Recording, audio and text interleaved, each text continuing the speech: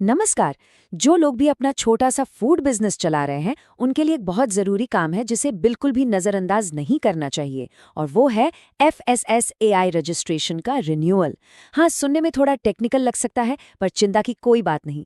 चलिए आज इस पूरी प्रक्रिया को बिल्कुल आसान शब्दों में तोड़कर समझते हैं। तो सवाल ये है कि किसी भी फूड बिजनेस को कानूनी तौर पर चलाने और कस्टमर्स का भरोसा बनाए रखने के लिए क्या करना होता है?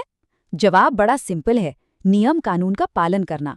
और FSSA रिन्यूअल इसी पालन का एक बहुत ही महत्वपूर्ण हिस्सा है। तो आज हम क्या क्या बात करने वाले हैं? पहले कि ये रिन्यूअल इतना ज़रूरी क्यों है, फिर इसके पीछे का मैंडेट क्या है, इसके बाद एलिजिबिलिटी यानी ये किन लोगों के लिए है, और आखिर में कौन से डॉक्यूमेंट्स लगेंगे। तो चलिए सीधे शुरू करते हैं। तो हमारा पहला सेक्शन, द रिन्यूअल इम्पेरेटिव। आखिर इसकी ज़रूरत है ही क्यों? क्यों इतना जोर दिया जाता है कि FSSAI रजिस्ट्रेशन को टाइम पर रिन्यू कराया जाए? चलिए इसी को समझते हैं। देखिए, यहाँ पर दो रास्ते हैं और फर्क बिल्कुल साफ है। अगर रिन्यूअल कराया तो लीगल ऑपरेशन, कस्टमर्स का ट्रस्ट और बिजनेस चलता रहेगा, और अगर नहीं कराया तो पेनल्टीज, लाइसेंस कैंसिल होने का रिस्क और सबसे बड़ी बात क्रेडिबिलिटी का नुकसान। तो चॉइस बहुत क्लियर है ना? और फायदे सिर्फ पेनाल्टी से बचने तक ही नहीं है, इससे बिजनेस बढ़ता भी है। फूड सेफ्टी लॉज फॉलो करने का मतलब है कि ग्राहक विश्वास करते हैं, और आजकल का जमाना ज़ोमैटो, स्विगी जैसे ऑनलाइन प्लेटफॉर्म्स पर आने के लिए तो ये बिल्कुल ज़रूरी है। और सबसे अच्छी बात, इसका रिन्यूअल प्रोसेस अब काफ़ी सिंपल और सपोर्टिव हो गया है। चलिए अब दूसरे हिस्से पर आते हैं। इस मैंडेट को ठीक से समझते हैं, ये है क्या और इसको कौन हैंडल करता है। तो बेसिक FSSAI रजिस्ट्रेशन रिन्यूअल का मतलब क्या है? बिल्कुल सीधे शब्दों में, ये आपके फूड लाइसेंस की वैलिडिटी को बढ़ाने का प्रोसेस है, ताकि ये पक्का हो सके कि आपका business national food safety standards को फॉलो कर रहा है। और इस सब के पीछे गवर्निंग अथॉरिटी कौन है? ये है food safety and standards authority of India, यानी FSSAI। हम सब इस नाम से वाकिफ हैं।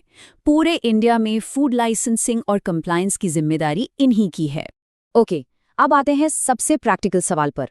रिन्यूअल करवाना किसको है? क्या ये हर बिजनेस के लिए है? चलिए इस एलिजिबिलिटी चेकलिस्ट को देखते हैं।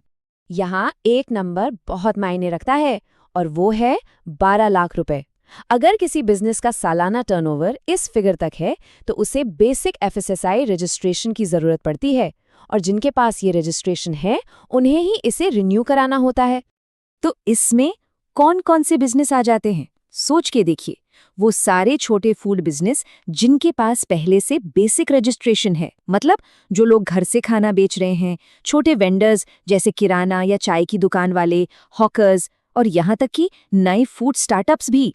अगर बिजनेस इन कैटेगरीज में आता है तो ये रिन्यूअल जरूरी है। तो चलिए अब आखिरी सेक्शन पर चलते हैं। ये सबसे काम की चीज है, द एसेंशियल डॉक्यूमेंट्स। इसे एक तरह की कंप्लायंस चेकलिस्ट समझ सकते हैं। प्रोसेस शुरू करने से पहले बस दो चीजें करनी है। Number 1, confirm eligibility. पहले ये पक्का कर लें कि बिजनेस टर्नओवर और टाइप के हिसाब से सही क्राइटेरिया में आता है। और नंबर 2, गैदर डॉक्यूमेंट्स। सारे जरूरी कागजात इकट्ठा कर लें। इससे एप्लीकेशन प्रोसेस बहुत स्मूथ हो जाता है। तो चलिए लिस्ट देख लेते हैं, क्या क्या चाहिए।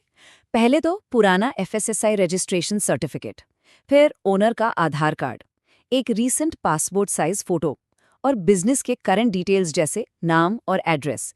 एक छोटा सा नोट, अगर बिजनेस की डिटेल्स में कोई बदलाव हुआ है तो उसकी जानकारी भी देनी होगी। तो सारी बात का सार बस इतना सा है, अपने फूड बिजनेस को कानूनी तौर पर चलाते रहिए, ताकि पेनल्टीज और लाइसेंस कैंसिल होने जैसी परेशानियों से बच सकें। रिन्यूअल का असली मकसद बिजनेस को सुरक्षा देना ही तो है। तो एक बार कंप्लायंस पूरी हो गई तो फिर आगे क्या? फूड सेफ्टी और बिजनेस ग्रोथ के लिए अगला कदम क्या हो सकता है? ये एक सोचने वाली बात है। कंप्लायंस के बाद ही तो असली ग्रोथ शुरू होती है। उम्मीद है इस जानकारी से मदद मिली होगी। धन्यवाद।